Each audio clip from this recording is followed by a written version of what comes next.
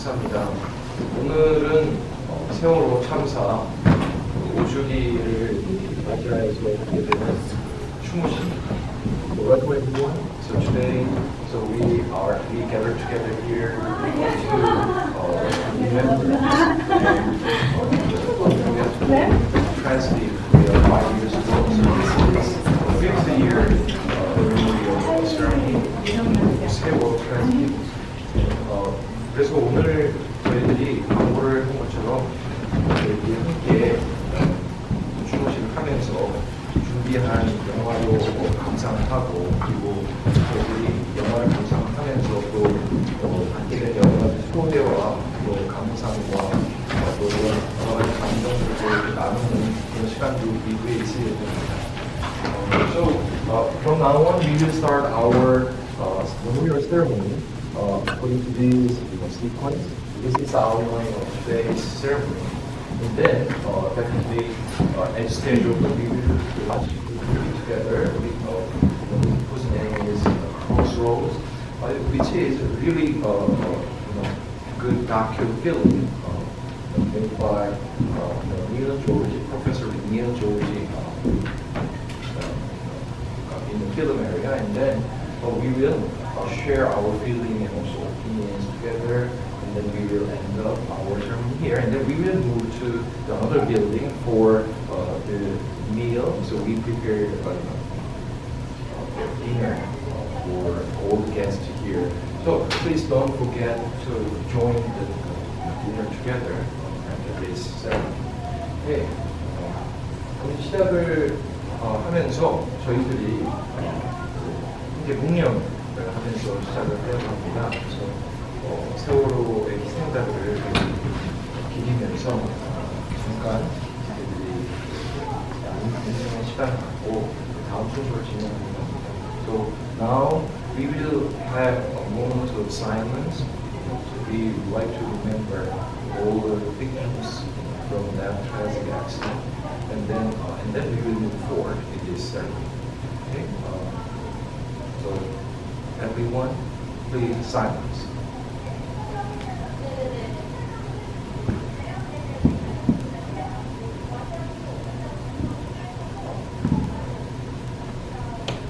Rest. 네, 감사합니다. 그러면 지금부터는 저희들이 준비한 영화를 함께 보도록 하겠습니다.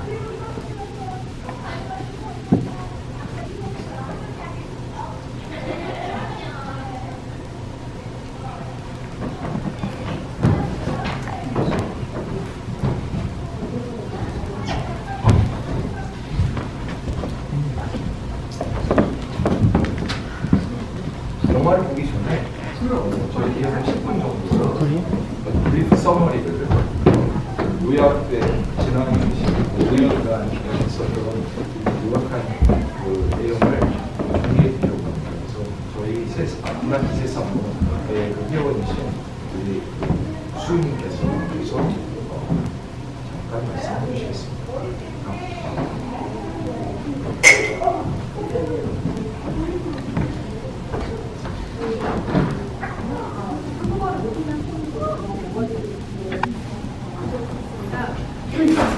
So, my name is Kai, and I'm a part of the military here for the past 5 years.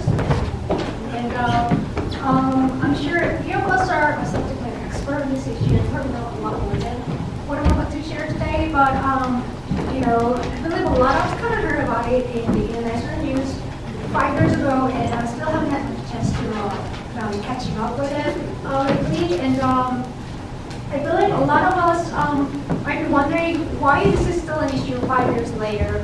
And so let me fill that gap a little bit so everybody can be on the same page and understanding the essence of the tragedy and that will was the discussion that will follow the movie.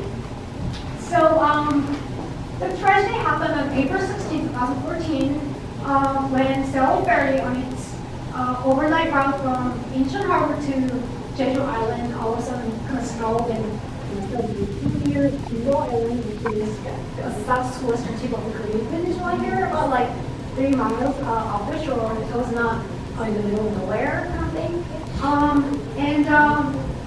The first business call started at 8:55 a.m., although there were text messages or 911 calls calling for help or reporting for a fight. That kind of started around 8:30. And from the early morning, it started raining more and more toward the port side until the anchor reached 90 degrees pretty fast by 10:30. And by 11:30, it completely flipped.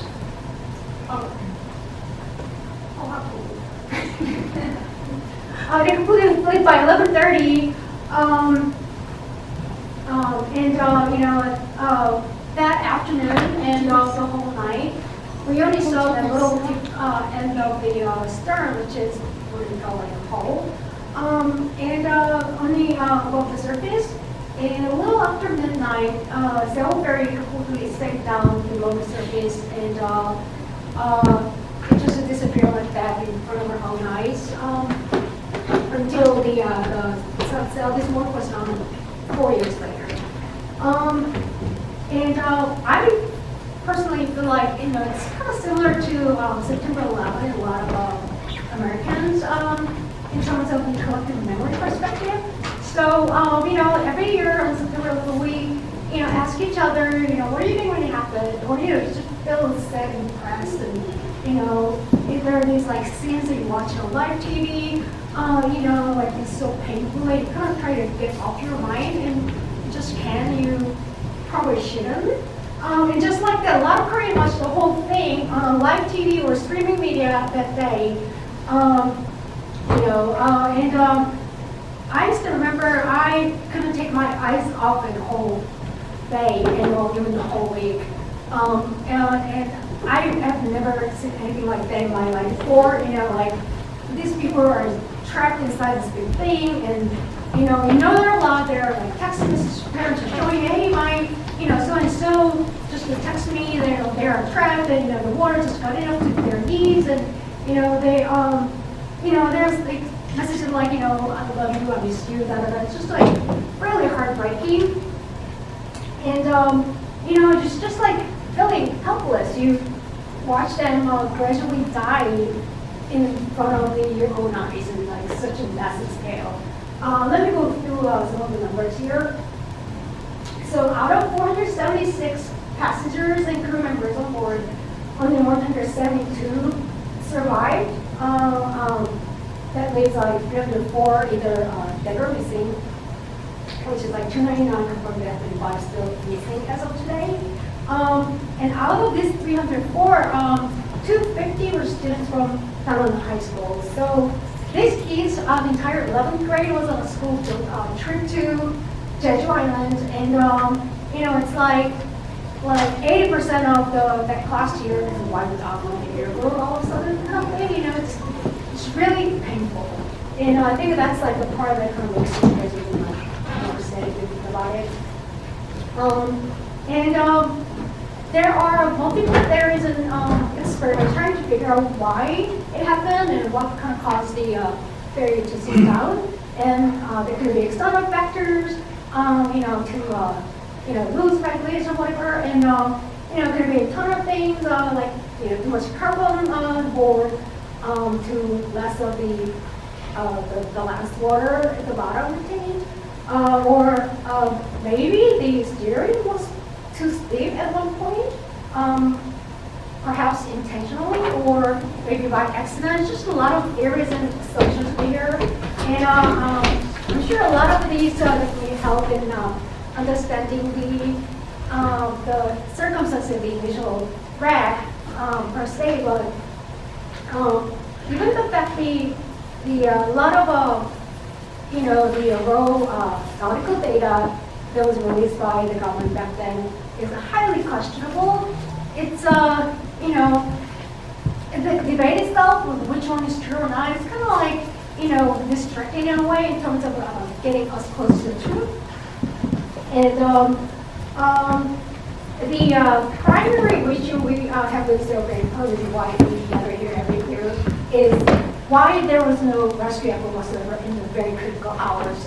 And you see here, oh, I confused it already. Here. So, and there's only 2 rescued, right? And people like my husband asked me, well, what are these people? You know, they're kind of rescued, right?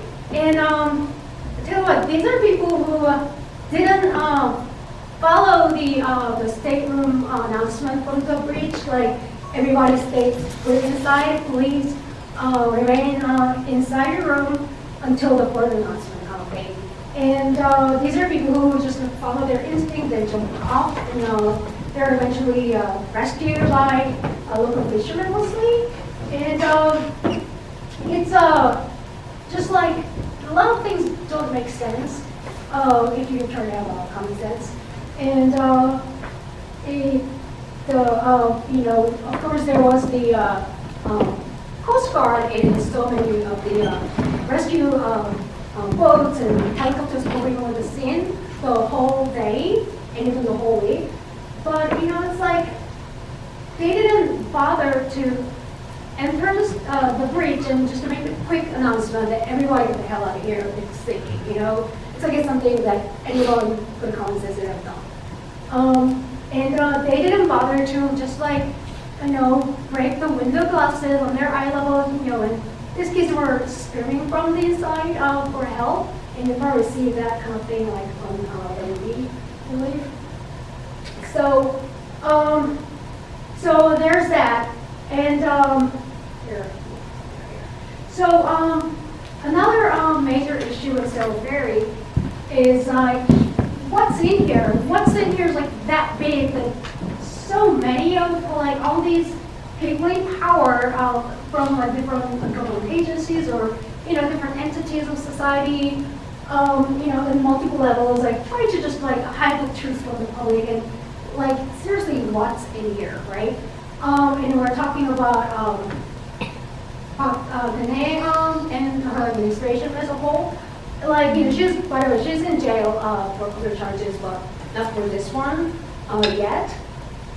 And there's the Korean Congress that you know constantly hampered the investigation committees from forming, and you know there was just like blockers like even after the committees like and the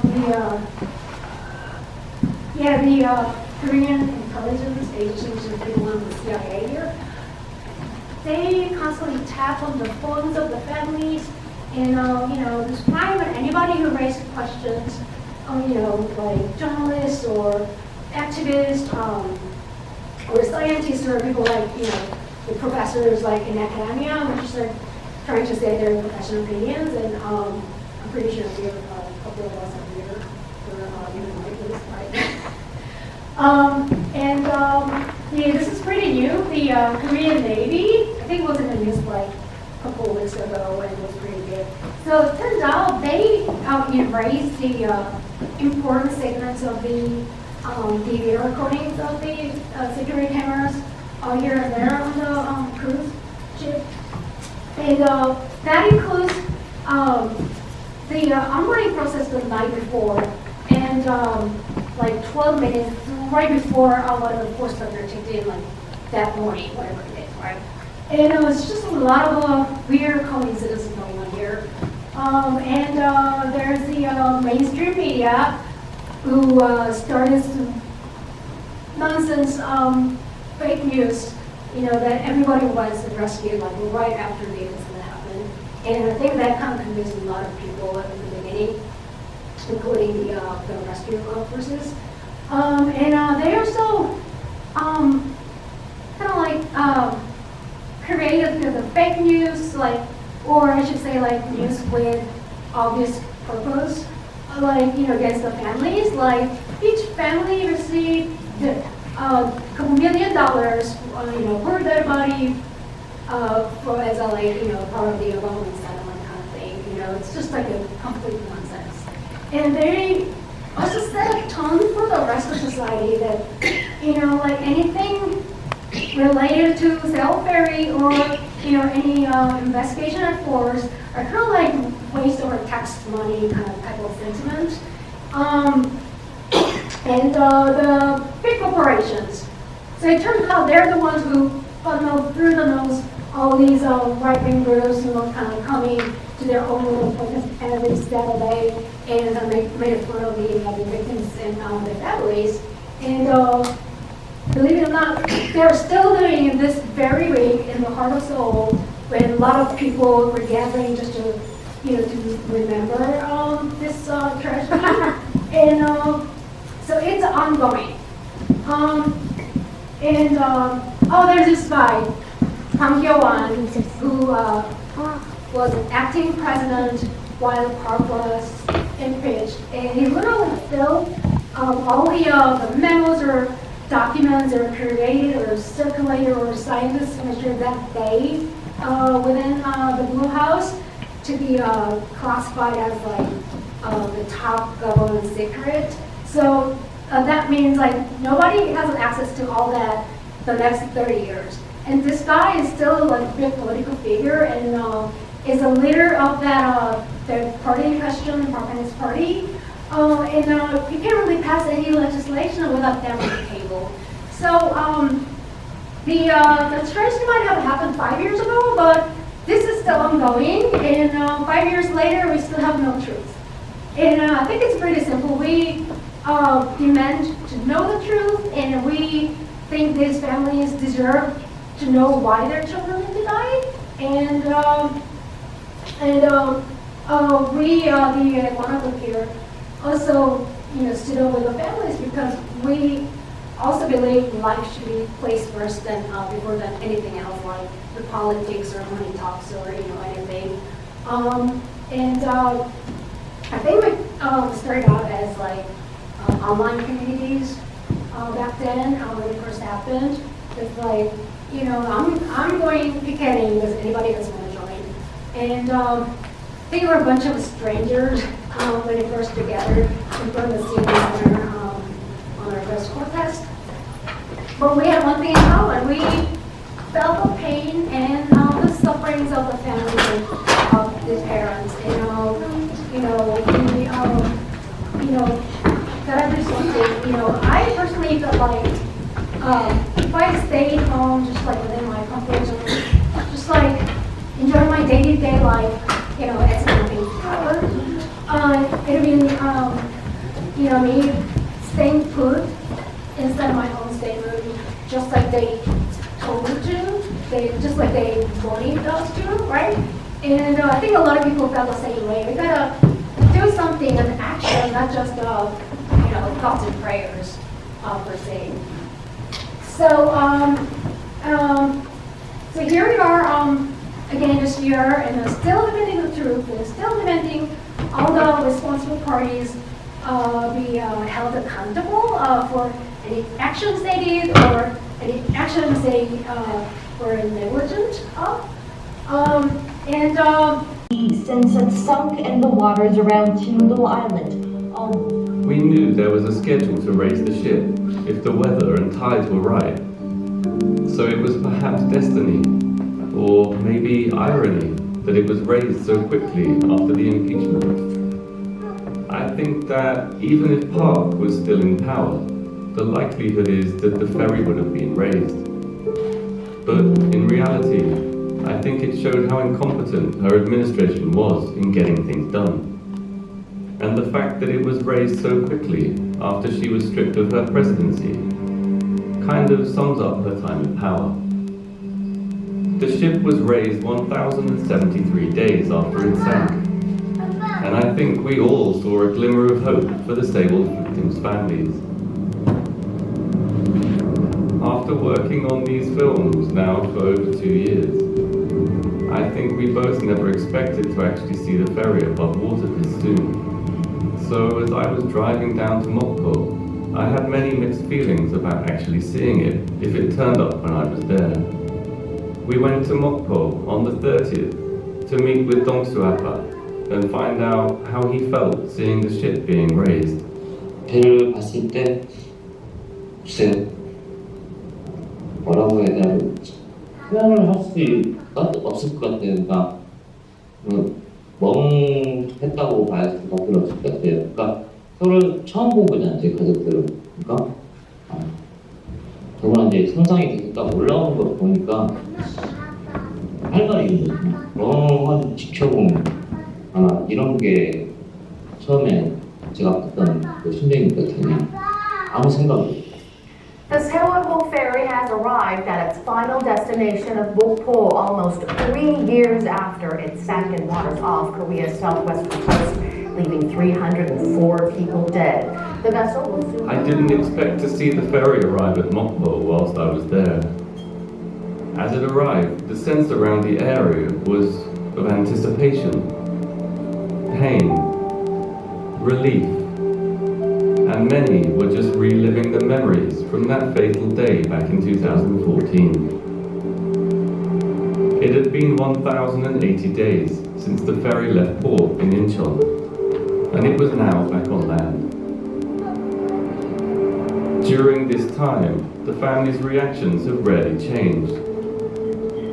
Anger at the response and lack of communication. A distrust of the media, the government, and other related officials.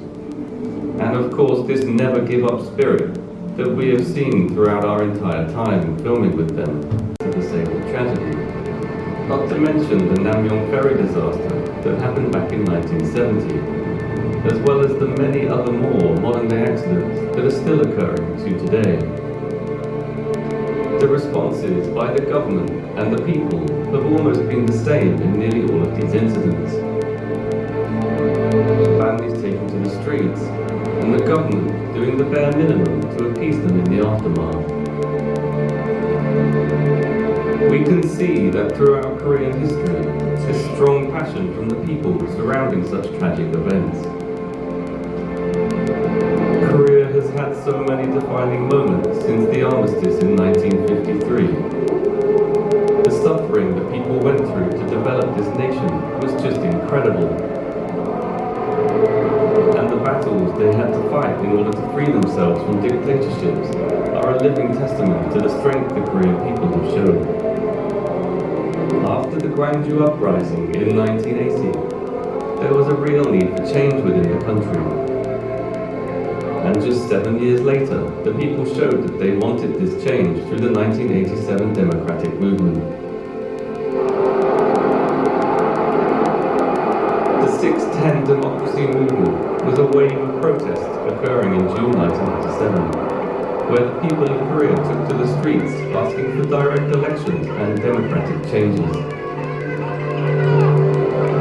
On the 10th of June, a protest was planned to commemorate the death of Park Jong-chul, a student and activist who had been tortured to death by the police. However, the very day before, on the 9th, during a demonstration in front of Yonsei University, student Lee Han-yeol was fatally wounded when a tear gas grenade hit him in the head. This was the trigger moment that brought even more people to the streets. Light at the end of the tunnel. But now they have realized that they are actually the light. The stable generation are here, and they don't intend on going anywhere.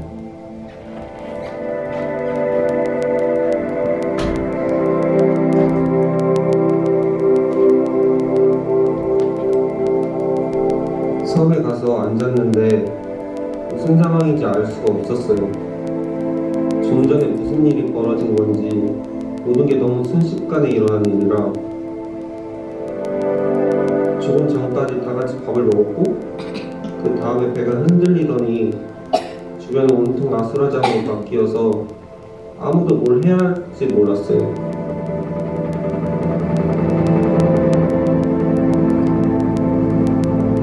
친구들이 걱정됐어요. 언제 돌아오지? 곧 보는 건지, 다들 살아있긴 하는 건지. 시간이 갈수록 가족들이 너무 보고 싶었어요. 걱정 많이 하고 있겠지? 내가 살아있는 건 알고 계신가? 내 친구들을 구조해야 할 구조대는 어딨지? 돌아갔나? 아니면 더 많이 와 있나? 지금 어디에 있는 거야?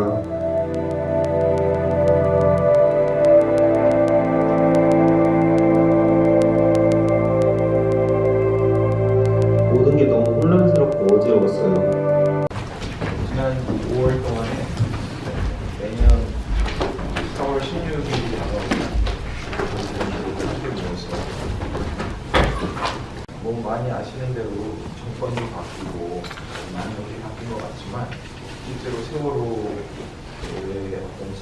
세월호가 왜 이렇게 가라앉을 수밖에 없었고 왜 그 안에서 많은 학생들을 포함한 300명에 가까운 소중한 생명들이 왜 저렇게 희생당할 수밖에 없었는지에 대해서는 여전히 진상 규명되어 있는 것이 없고요. 물론 진상이 규명되지 않았으니까 이게 누구의 책임이 있었는지 이런 것에 대해서도 이제 진척이 이루어진 바가 없고, 그리고 그렇기 때문에 이 모든 것이 무엇이 어떻게 잘못돼서 이렇게 됐는지를 알지 못하니까 무엇을 개선해야 이런 일들이 다시 반복되지 않겠는가에 대한 구체적인 도움이 없이 제대로 만들어진 것이 없습니다. 그래서 모든 것이 꼬리에 꼬리를 물고 이렇게 한 발짝 한 발짝을 내딛기가 어렵구나 이런 생각이 듭니다. 그래서 여러분 지금 뭐 이렇게 떠나셔야 될 분들도 계시고 그러는데 그 떠나시기 전에 가능하면은 저희들과 이렇게 함께 모여서 이제 만든 다음에 계속 출석이 이렇게까지 식사를 기가 되고 여기가 있는데 가능하시면 좀 제가 함께 모였으니까 이 자리를 또 기념하고 또 저희들이 이것이 뭐지 기억을 했습니다라는 거를 세월호의 일가족분들에게 또 이렇게 또 사진과 비디오에 기록한 공연 말씀을 적어주고 함께 모여서 잠깐 촬영을 좀